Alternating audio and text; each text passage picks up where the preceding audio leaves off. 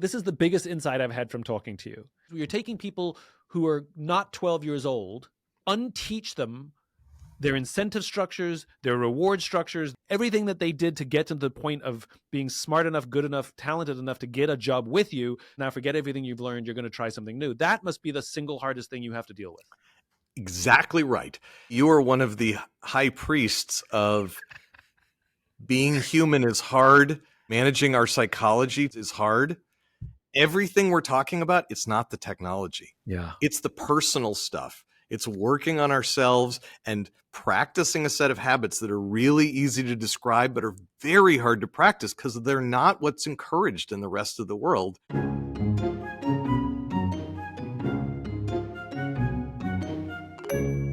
Astro, I'm a huge fan of yours. So the fact that you're here and we're doing this together is just sheer joy and thrill for me.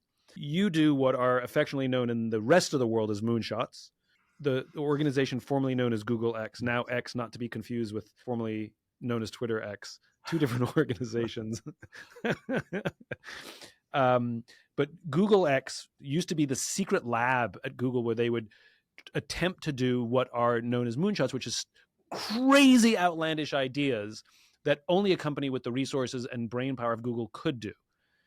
Were you there from the very beginning? I was. So what happened was that the founders of Google were thinking about what became Google X, even for several years before it existed. They recruited someone whose name was Sebastian Thrun to run the place as they were starting to get it up and running. This was almost 15 years ago now. And they asked him if he wanted a co-founder. He and I had known each other for a long time and had been looking for an opportunity to work together. I was running a hedge fund in San Francisco at the time. No kidding. And Sebastian came and asked me, would you like to come do this thing? And I said no, because I was really dedicated to my investors. And then he came and asked me again. And so I went to my board of directors and I said, okay, I'm going to say no again. But before I do, I just want to hear that you're all as serious about what we're doing as I am. And they said, what are you, crazy, Astro? Go do that. We got this covered. So I made my CTO at that hedge fund the CEO, and I came and helped start Google X. Okay, so now let's get into the real nitty gritty. Thank you for that. But let's get into the real nitty gritty, because I think what every company writes on its fake values list that's written on the wall, and I say fake because, I know exactly what you mean. It's just a list of stuff on a wall. But they all have innovation, right? Which I think is funny because every company thinks they're innovative, but most companies are not. And even companies that say even the companies that are driving to innovation, the innovations that they're thinking of are, I think, fair to say, even if they're good, small in comparison to the stuff that you're doing over at X and have always done. Just so that people understand some of the size of the thinking that's happening there, just so we can contextualize it. Give a couple of the brands that have spun off that people might know that came out of this brilliant lab. Sure. So some ones that people may be familiar with, Google Brain, which started at X, was arguably the original epicenter of what is now this modern day explosion of deep learning. And it was the first place where really large networks were industrialized, essentially. So a year or two after we did that, it was going so well. In that particular case, we chose to move Google Brain back to Google. We decided that was the best way to harvest the value that was coming from that thing. Let me use one or two examples to show you the breadth. Yeah. We started something which internally was called Chauffeur a long time ago. It was our exploration into self-driving cars. That project has grown up. It's graduated from X. It's now a standalone business inside the Alphabet family called Waymo. And so if you go to San Francisco now, you can get a ride from Waymo cars, and it's a transportation as a service experience. There's just no one sitting in the front seat. And you don't even need to be whitelisted. You just download the app, order a car, it appears, it takes you around. I think for listeners of yours who've tried it before, it's really exciting for the first 4 or 5 minutes, and then it's boring. And that's awesome. I've had friends who've taken Waymos in San Francisco, and I was like, what's it like? As if it's the first time on a plane. And they're all like, yeah, whatever. It's It's an Uber without a driver. And that is the highest compliment that I can imagine, because inside of Waymo, over this 14-year arc, we had to first solve all the safety problems, but then we had to solve, like, hey, let's make sure we don't make the driver inside seasick now that it's safe for people outside the car. Right. And then there were all these like third order effects, like the body language of the car. We don't realize that little things that we do when we're driving signal to people like, hey, I'm going to merge now. No, really, like, leave me some space. All of these things, it turns out we have to get good at. Like, where are you going to drop someone off when they're arriving somewhere? There's so many things. It's sort of an AI hard problem. It's been an incredible ride. And the fact that it's boring is the largest compliment we could ever get. I never thought about that. But so, of course, that wasn't on the list of problems to solve till we were actually out in the world and people are saying this is the thing we really care about. Okay, great to know. And then we can go solve that. Now, everybody wishes they were more innovative. And I think leaders everywhere are trying to, quote unquote, get their people to be more innovative. What have you learned after 15 years at being at X that you didn't know before, but is part of the real formula? Like, is it how you hire? Is it the culture? Like, what is it specifically that you do that lets people dream big, but also like know how to make that stuff? Like, how do you get innovation out of people? So let me take a step back and make sure that we're all like on the same page about what we're trying to do, so that when I describe how we're trying to do it, it will make sense. So what we call a moonshot has three basic parts. Number one, there has to be a huge problem in the world that you want to solve, that you want to make go away.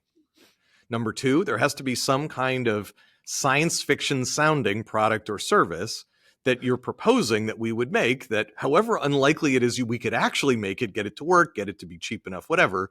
If we could make it, we can agree it would probably make that problem with the world go away. Yeah. And then you have to have a proposal, some breakthrough technology, for how we can take at least a run at making that thing that's sort of at least an order of magnitude better than the solutions that are currently out there. If you have those three things, we would call that a moonshot story hypothesis. You're probably wrong, but it's cool by itself once you get to that stage. Then the question is, how fast, how cheaply can we verify that you're wrong so we can get on to the next thing? Because in the early days, they all sound crazy. We can't pre-pick which ones are the right ones. So the best we can do is just be better than other people at filtering the ideas. That's what we try really hard to be good at.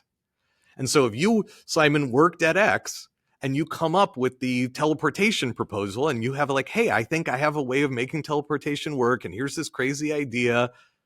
If we can try it, but it's going to take 4 years and $10 million before we find out if we're on the right track, nope, not interested.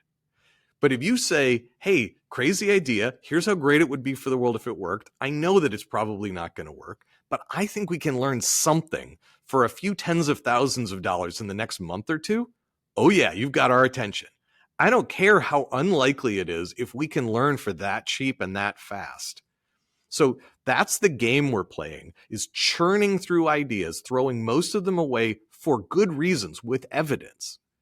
And so the most fundamental thing we're doing is playing the long game and trying to have really high amounts of audacity. So we're willing to go on these unlikely journeys, but then with equally high levels of humility, knowing right from the beginning that it's probably not going to work, and being able to be sanguine enough about it that we can be proud of going on the journey and then proud of turning off the journey when it turns out it's not the right journey, instead of resisting that reality or going through a long grieving process when it turns out not to be the right thing to do. And so all of the cultural work at X is about trying to help people get from this sort of gambler's mentality of innovation over into this card counting mentality of innovation, where we can feel together as a community supporting each other in this process where we are passionate about being dispassionate. We pursue each of these ideas hoping it will work, but also realistic that most of them won't, and hungry to discover where we're wrong. This is a big deal, and it's worth repeating. And you said it, which is moving from a gambler's mentality to a card counting mentality, which I think is a great way of putting it. Most innovation, especially in big companies, happens where somebody comes up with ideas, or a group of people come up with ideas. Some executive who has to sign off on it wants the ROI, wants to know what the bet is. Maybe there's a couple, and they pick what they think is going to be the best bet. And if it fails, it probably takes too long. They write it off, and then they repeat that system, and it doesn't produce high quantities of great innovation. And as you said, you might hit it now and then, but it is a gambling. It was a little bit of luck or a lot of luck that it worked in the first place. Exactly. Whereas what you're doing is you're creating a mentality of trying, not just evaluating on paper and taking bets. And you're allowing the reality of, is this possible or not, to dictate if we go forwards or not. So egos kind of aren't really involved. You don't really have camps being pitted against each other that my idea is better than your idea, because the data will prove whether it's viable or not. And I assume that it makes people much more cooperative, that you're all trying to help each other make your ideas work, because nobody's going to be rewarded because you're not gamblers. What you described is our aspirational state. The actual work that's going on here, and you've spent time here at the Moonshot Factory, so you know what I'm talking about, is trying to get our way step by step towards that aspiration, because you're right, and it sounds great, but it's really hard for us to do, because that's not what the rest of the world has encouraged us to be like since we were 6 years old. Yeah. The rest of the world, if I say, I don't know what the answer is to your question, or I say, your idea is better than mine, and we can all agree abstractly that that's the right way for us to be, and that the best innovation factory would have those kind of characteristics. But that is not how you jack up your career in almost all of the world. So getting the culture to reinforce all of these pieces that are aligned with the audacity, with the humility, with taking long time horizons. Part of the problem is we train, particularly engineers, but arguably other traits, other skills too. If you're making version 17 of some satellite, I'm sure you know what you're doing. And so you just want to be left alone for 2 years so you can make the next version. And you can pretty much predict what's going to make the next version better. And it's going to be incremental. It's not going to be radically better. Mm-hmm. If we're shooting over the horizon, the temptation is there in all of us to say, give me enough people, enough money, enough time, and leave me alone. Let me build it right the first time. Mm-hmm. I get that temptation. The smarter people are, the more that temptation is high in us. Mm-hmm. But when we're shooting over the horizon, you don't even know if you're going in the right direction. So how fast you head there is like not the question. It's like being able to work the sextant that's important, not how fast you row in your boat. So what I love about this is, I mean, so I know that we call moonshots because, you know, we always we could put a man on the moon, but we can't ... Like, I get it. It's like that we landed somebody on the moon in 1969. 1969, for heaven's sakes. But the fact that we landed a man on the moon in 1969 is it is the great things to point to of human ingenuity that we use as a point of reference. But your description, and though that's true, it's your description of those three characteristics that define how X goes about pursuing ideas. It seems to mirror exactly what they did back in the 60s when Kennedy challenged everybody, which was, it had to be for some greater good. And in his speech, his man to the moon speech, he says, you know, in order to serve mankind, in order to do something great, to advance the human race forwards, he literally talks about why we're doing this, the audacity that we're going to put a person on the moon and bring them back again safely. And then the trials and trials and trials to prove that I think we can do this. Like, we have the rocket power. We can figure this out, and give it enough time, less than a decade, with a computer the power of a Commodore 64, and we did it. So that's, I think, the most impressive thing. It's not the accomplishment. It's that your three criteria match the actual moonshot. Yes, thank you. And we're adding on, I mean, so obviously we're trying to learn from all of the great work that's happened before us. Yeah. So Bell Labs, Xerox PARC, you know, the Apollo space mission, as you were just describing, Bletchley Park during World War II, the invention of the computer. There's a lot to learn from. One of the things that distinguishes us from the eponymous moonshot is efficiency was not the goal. Right. There was a national security and national pride issue which trumped efficiency. And that helped and then made it sort of a special case. We do not have that benefit. We are and should be held to an efficiency standard. That's in principle what distinguishes, or part of what distinguishes gambling from being a card counter. Like, do you have alpha relative to the house? Right. So everything that we're doing here, yes, those three circles and the intersection, it has to have those three things, but it's also how are we going to pursue this as efficiently as possible? So it's not just can we do it? Right. So let me give you an example of something that I think is a learning that we've had that's very much in the culture here now. We call it moonshot compost. So we take a run at something. A lot of people are passionate about it. I'll use an example. We have a moonshot now for helping the electric grids of the world move into the 21st century in a variety of ways so that we can help them to take care of the grids as they are, plan for the grids as they want to be in the future, and operate the grids in real time in ways that will make them much greener and more resilient. That doesn't exist. We think we can make it. The moonshot we have now, which is called Tapestry, is actually well on its way to doing that. And that is not our first run at that particular problem. And when we took previous runs at it and they didn't work out, and I still remember the conversation I had with somebody internally where they talked about doing another run at it. And I said, fine, it's a huge problem with the world. I would love to see it fixed. Can we please make sure that we learn everything possible from all the ways it didn't work before? So when we take our next run at it, we're at least somewhat more likely to do it. We don't duplicate any of our past mistakes. And so that concept of moonshot compost is one of maybe 10 cultural memes here that people really get, that when we try to learn in a space and it doesn't work, when we stop it, many of the people stay, the patents stay, the code stays, we maintain some partnerships. And so then when we try again, we're not starting from scratch. We have all of this like learning and intellectual momentum that we can already build on, even if the project has a new name, we're kind of starting over. So again, this is something that, even though there's the old, well, I don't know if it's old, but even though there's the adage, you either get it right or you learn a lesson. How many organizations are actually like pulling out the old data to be like, all right, we're going to try this again. Let's spend some time to sort of like go through so we don't repeat the mistakes.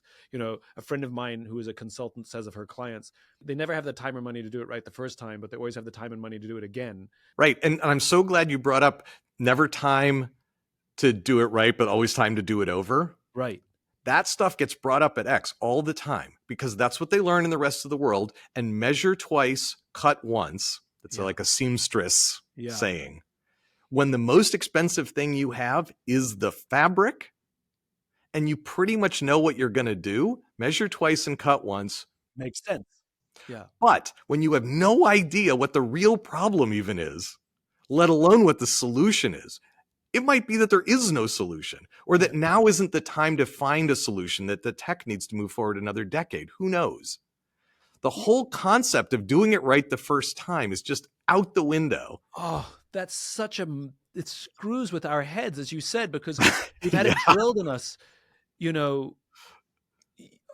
So that must be the hardest thing you have to do, is where you're taking people who are not 12 years old and you're hiring them, and you have to unteach them their incentive structures, their reward structures, their grade structures, everything that they did to get to the point of being smart enough, good enough, talented enough to get a job with you. And they're like, congratulations, now forget everything you've learned. You're going to try something new. That must be the single hardest thing you have to deal with. Exactly right. You've probably heard that really great painters who break all the rules learn first how to follow the rules. Yes. We want the same thing in the people who work at X. If we're trying to do something really radical, we don't want people who are starting at zero. We want people with all of the skills to do things the normal way, who also have the mental plasticity to put that aside, to limber up as individuals, but more importantly as groups, and to say, okay, now how can we be productively nonconformist, bringing our skills to the table, but not all of our biases and the habits?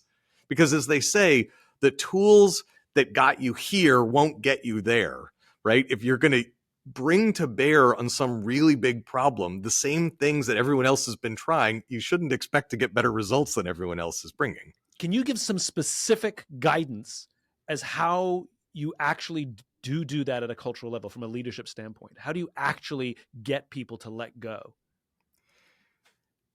My experience is that at first you have to give them some intellectual architecture that gives them a boost while they sort of get into the flow of things. You can't just say, let it go. That doesn't work. Forget everything you've learned. Right. So an example, which I know you've heard, but many of your listeners won't. For many years, I was just saying we have to work on the hardest parts of the problem first. Yeah. And it just was clearly like not working for people at X. And then I was at a Wall Street Journal Live conference and someone asked me about just like you're doing. And I said, work on the hardest parts of the problem first. And they said, what does that mean? I don't get it. And I said, look, hyperbolically, if you were trying to teach a monkey to stand on the top of a 10-foot pedestal and recite Shakespeare, what should you do first? Train the monkey or build the pedestal? In that extreme circumstance, I think we could all agree there's no point building the pedestal first because you've removed 0% of the risk. All of the risk is, can you train the monkey? Right.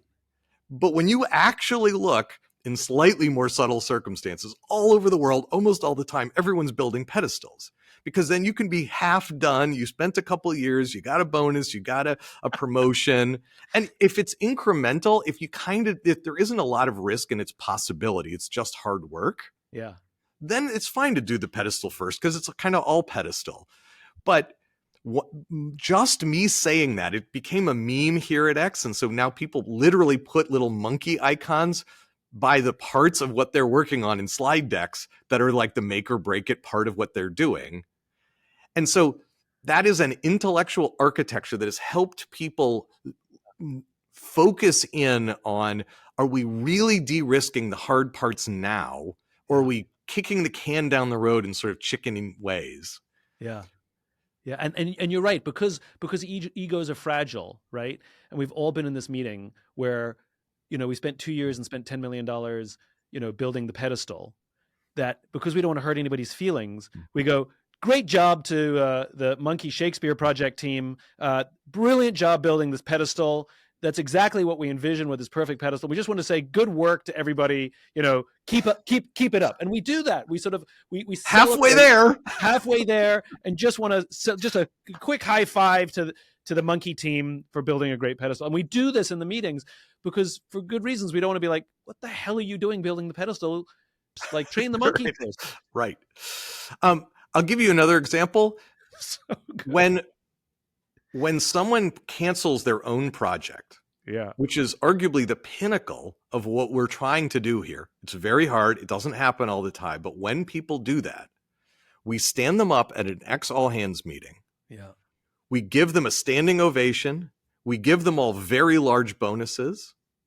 And we make a point to Xers every single time. This is the rate limiting step of innovation. Not coming up with ideas. I don't think anyone's much better than random at coming up with ideas. Not killing off bad ideas. Anyone can kill off bad ideas.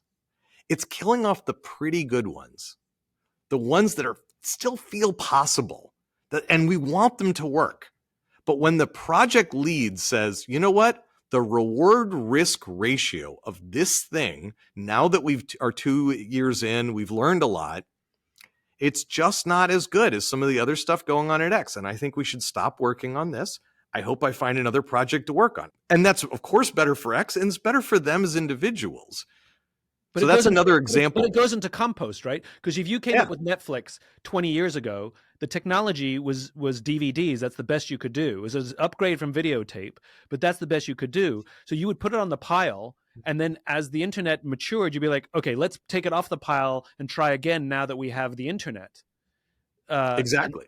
And that happens regularly here, that we're too early. And sometimes we're too early and we come back to it. That's happened quite a few times.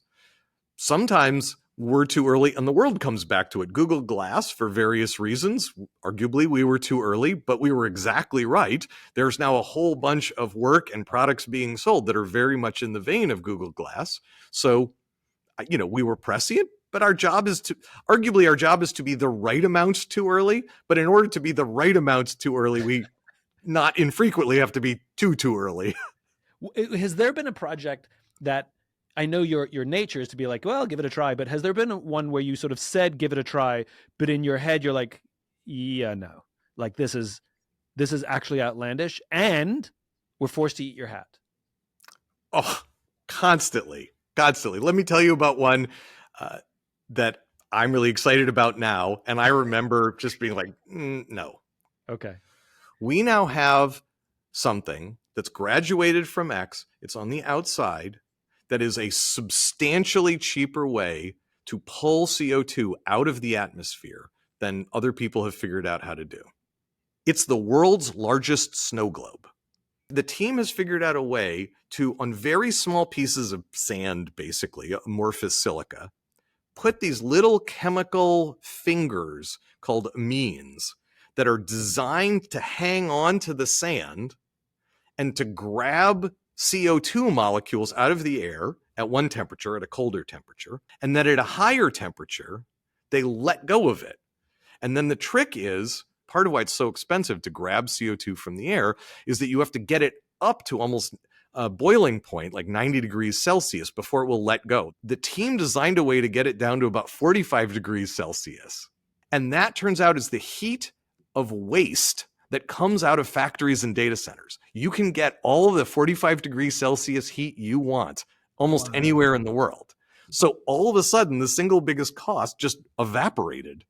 Imagine now 6 years ago, somebody who was a genius engineer, but maybe not a genius communicator, trying to describe making the world's largest snow globe and how this was going to solve climate change.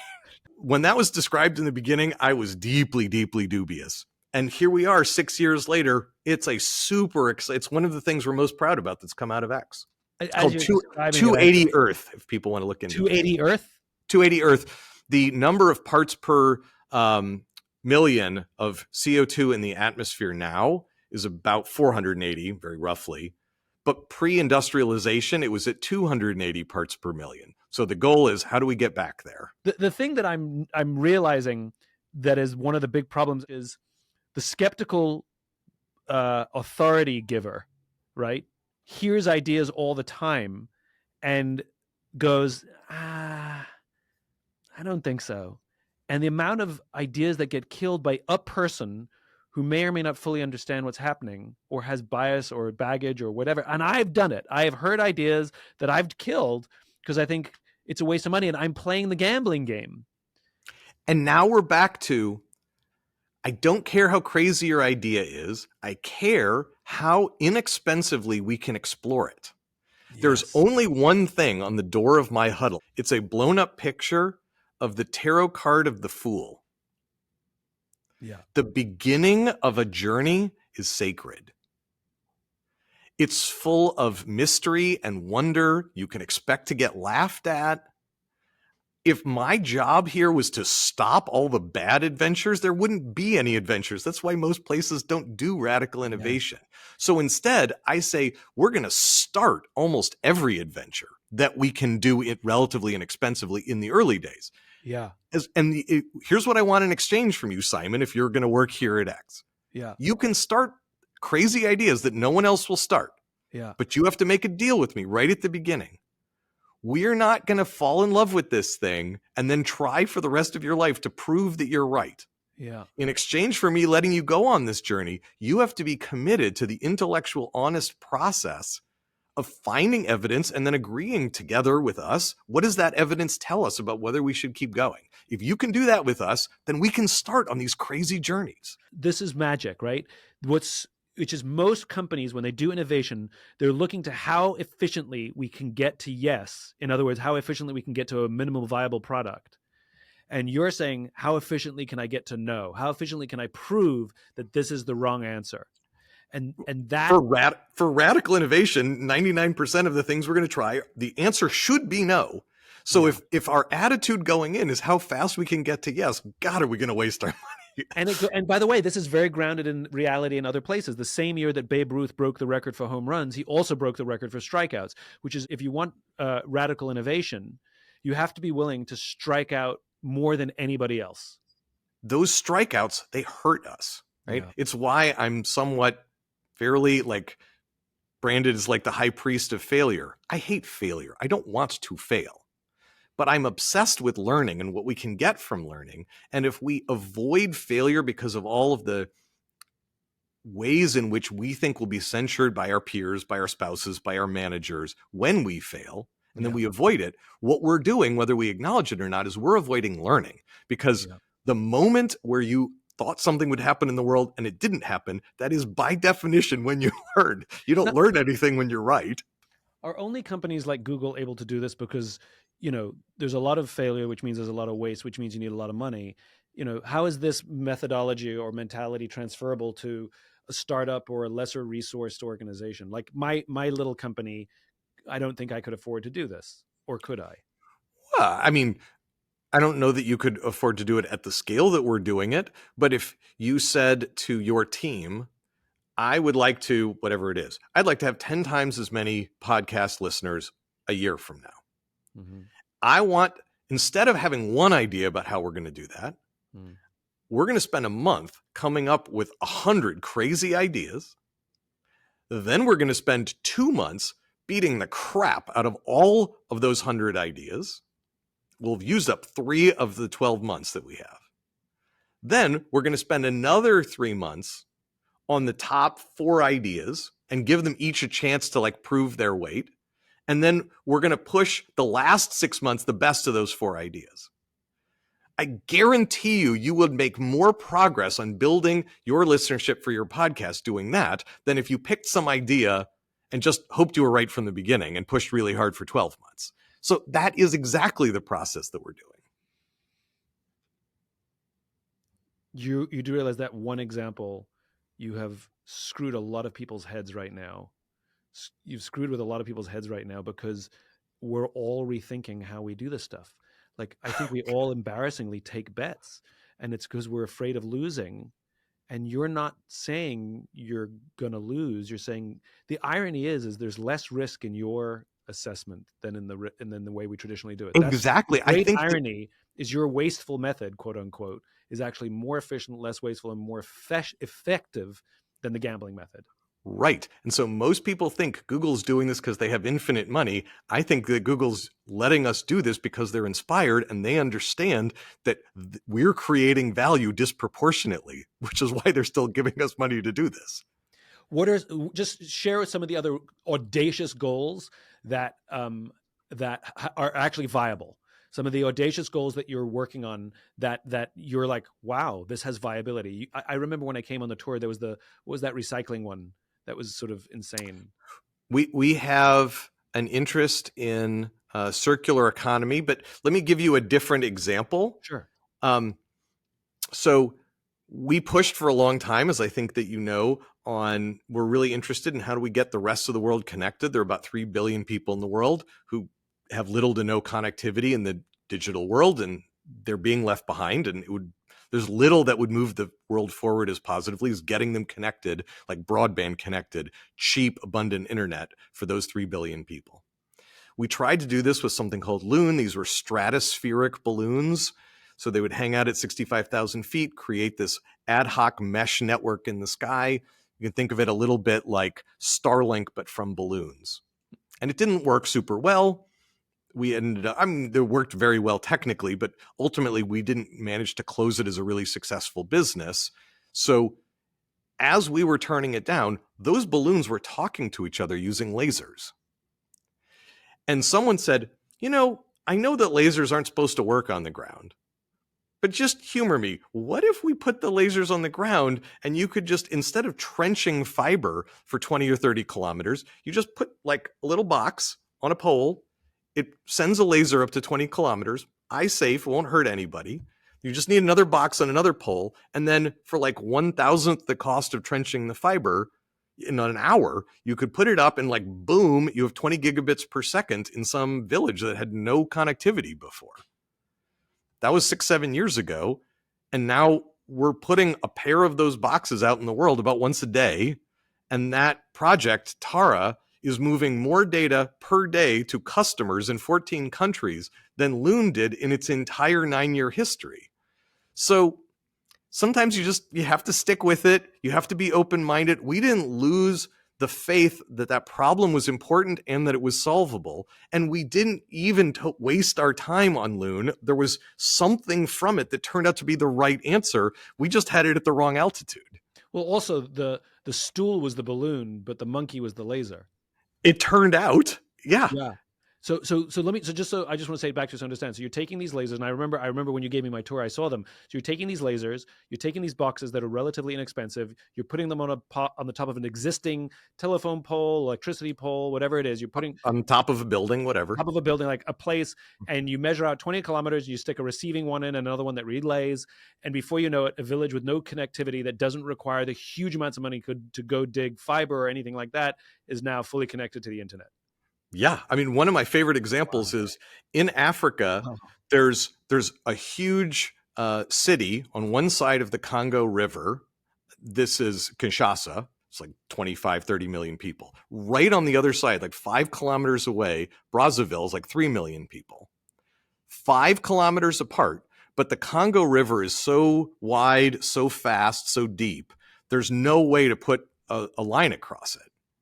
So they had to go down 400 kilometers and back up 400 kilometers to connect the two cities with fiber, which meant that the cost in Brazzaville of data was about 4 or 5 times the cost in Kinshasa, even though they were 5 kilometers from each other, just to amortize away the cost of like 800 kilometers, 400 down and 400 back up again, of pulling the fiber and trenching it, of like putting it in the ground.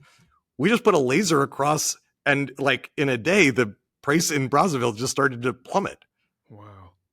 And now I think that we have like 4 or 5 pairs of these boxes across the river. There's a lot of traffic going. Like, there's a lot of opportunity like that in the world. This stuff is interesting. Oh my God. I mean, so the stuff that you're saying makes so much sense, and there's so much logic. Why aren't all companies doing innovation like this, and why are we still gambling? And I don't buy into, because that's how people are taught to do it, because we will adapt.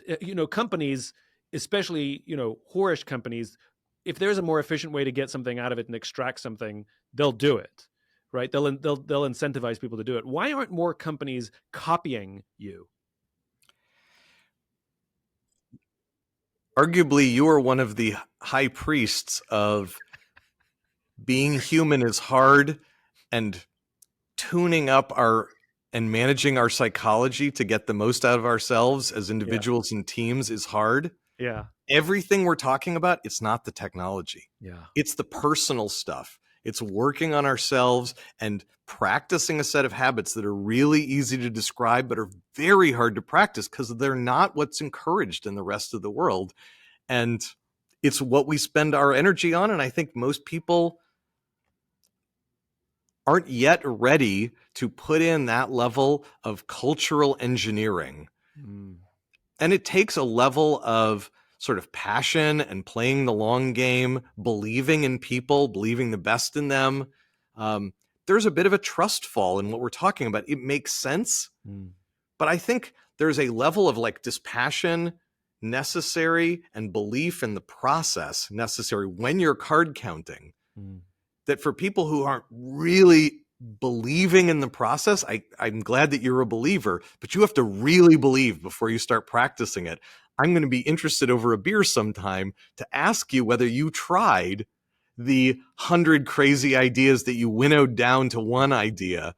You said it was a great idea and it was cracking everyone's brain open. I'm going to ask you next time over a beer whether you actually did it. It's harder than it sounds, even though it's right. Fair bet. What are some of the cultural things that you do at X that work, that other people could easily implement, that start to move a culture in that direction, moving from gambler to car counter, that you've learned over the years? I think it's actually a huge number of small things, and I'll give you an example or two, but it starts, if you understand the process, which we just described, then you need to send a ton of signals to your people. This is what we care about. So for example, if you come into our lobby, you won't see finished versions of all our products. You will see in-process versions, beaten up versions, where they got beat up and dirty, the janky early ones in the field. And the reason is because we're actually proud of the learning and the getting in touch with the real world as fast as possible. We're not proud about the outcomes. We're proud about the process. But if you don't show that in the jewel case in your lobby, people know. They not consciously, but unconsciously, they notice. When you come into our building, a lot of the walls are literally plywood. The whole building kind of yells to you unconsciously, this place is a work in progress. There's graffiti. I mean, like graffiti from when the building was built, things like, gas line, and a little arrow pointing up on the pillars here, like right next to me. And we don't remove them because we want to tell the people who work here everything is a work in progress. So we have purposefully done hundreds of things like that to try to send each other the signals. We're here to have fun. We're serious about being playful. We know that we're going to try crazy things, and then we're going to do hard filtering because we're humble enough to do that. But everything has to send that signal. And it's lots of little stuff like that, like putting the fool.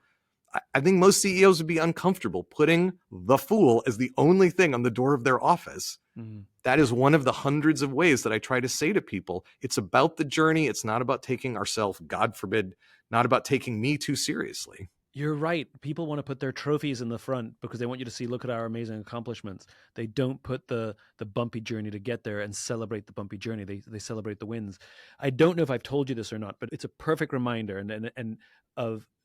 I got the chance to get to know Dr. James Carse, who is the originator of finite and infinite games, before he died. And when I first met him, many people come up with theories about how the world works, but Carse came up with a truth, and that's once in 100 years. And so of course I'm like, I couldn't wait to sit down with him. And the first question, the poor guy, like I barely said hello, the first question I asked him is, how did you come up with it? Like, how did you come up with a truth like finite and infinite games? And he was saying back in the 70s, there were all of these intellectual salons that they would bring together, a mathematician, a philosopher, a finance guy, whatever. And they would, and game theory was all the rage in the 70s, kind of like AI now. Like it's all anybody wanted to talk to. It's the subject of every conference, right? It was game theory. And he was invited to one of these salons. And by the way, the prisoner's dilemma was one of the things that came out of one of these salons. So he went to the salon, and they're all talking about winning and losing. And all of their thinking is about how to win, how to avoid loss. And he raised the question, what about playing? And they basically ignored him. And he comes back home, and he sort of, now that he has this idea stuck in his head, he starts to view the world through this lens. And he sees his own kids, and he sees when they play ping pong, there's always fighting. There's always an accusation of cheating, and it often doesn't end well, right? But when they do Lego, or they're drawing, or they're, building something, it's quiet. It goes on for hours. One kid leaves to go do something for another hour, comes back. The kids are rotating, but the game remains. And he realized play without an end is way more innovative. And the things that they were inventing was way more powerful than a competition. And he was the only one who talked about the value of playing over the value of the outcome of winning and losing. And even the prisoner's dilemma is a win-loss scenario. Falsely, I might add. And I think what is so magical about X and you and your leadership and your culture and what you're doing is you're one of the very few organizations that has fully staked its flag on playing, knowing that the creativity, the cooperation, the joy, the fun, the getting to leave, join is way more powerful than incentivizing people on win or loss. That it is the janky version on the way that you can laugh at and say, I remember that. Yeah. Is what it's about. And we have these different sayings to try to get at this idea that we want to we want to shape the play without killing the joy and creativity of the play. So sometimes we say responsibly irresponsible. Someone recently said a term I kind of like. He said, the non-stupid suspension of disbelief. That's what we have to do in the early days of our project. So like, it's very hard to get at it, but I think it's like you need rigor and directionality to it, or it's just random. But you need to have it be so that the play is guided to cause efficiency, Sure, of course. but not so much that it turns back into a grim grinding of the gears, because you're not going to get radical innovation out of that. Look, this is the biggest insight I've had from talking to you, which is when other companies talk about fun, it usually comes with play hard, work hard, play hard. That the fun has happened after the work, that they don't actually talk about the fun in the work. And I don't think a lot of companies will define their culture as fun, nor do they aspire to be fun. I mean, you can't help talking about your work, your culture, without a big shit-eating grin on your face, Thank you. Yes. Yes, you have stress, and yes, there's highs, and yes, there's lows, and yes, there's frustration, but so is playing with other things. Fun can have stress, and fun can have exhaustion, and fun can have all those things. But the point is, when you sit back, you'll be like, yeah, it's fun. Like, I like working there because it's fun. Say very few people in the world.